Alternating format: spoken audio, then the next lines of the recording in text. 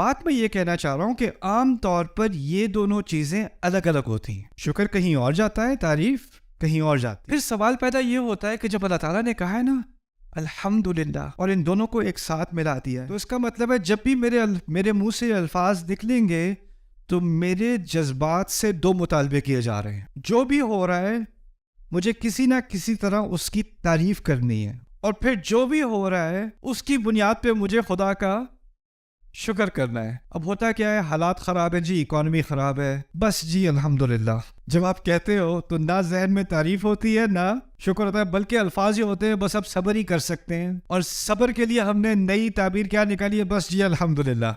लेकिन होना क्या चाहिए, अगर अल्लाह ने मुझे इस मुश्किल में डाला है तो ये मुश्किल भी तारीफ के लायक है, और अगर मैं इस मुसीबत से गुजर रहा हूँ तो इसमें अल्लाह की कोई ना कोई नेमत है, वो फिर भी मैं उसका शुक्र करूँगा। ये ज़हनियत है अल्हम्दुलिल्लाह की।